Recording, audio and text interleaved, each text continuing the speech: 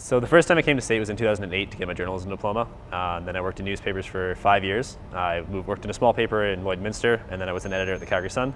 And then I decided to change things up a bit and come back and get my ticket in automotive starting in 2014 and then ending this year in 2016. I think I like cars for different reasons than most people. You know, most likely people like them because they're loud and fast and you know, it gives them attention. But for me, cars have always been about the places that they take me and the experiences that they allow me to have. And in that respect, I think I love driving cars more than I like working on them, but obviously working on them is a byproduct of driving them, so you gotta know how to do that too. It's always been a passion of mine. I think that, you know, wherever I traveled, my parents would always buy me a little toy car, and that's what would keep me busy. And you know, all through high school, I was always looking at cars online and reading about them and kind of dreaming about the day that I'd be able to have one, you know, my own. And I think I still am that way, and I think that I was going to end up, like I said, in this industry one way or another. So this seemed like the best way to do it and make a good career out of it.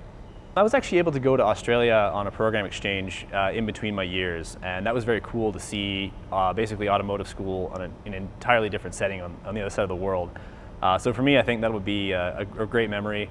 Obviously, it wasn't at SAIT, but it was still, you know, an affiliation with SAIT, so it was very cool. In between my years as well, I worked at South Centre Volkswagen.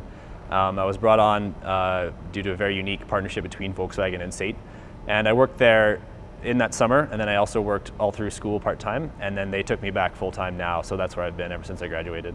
So this year is a 1997 Nissan Skyline. I imported it myself in 2012 from Japan, and I've since been plugging away at it just a little bit. I only drive it in the summer, and it's kind of a work in progress, trying to get it to a point where I'm happy, but with a project car, it's a really tough thing to do. There's always something you have to do, or you know, something that breaks and you got to fix it. You know, obviously the dream would be to combine my 2 diplomas of journalism and automotive and become either a magazine writer or you know, like a host on Top Gear, something like that. I think would be a very, very cool way to combine my experience.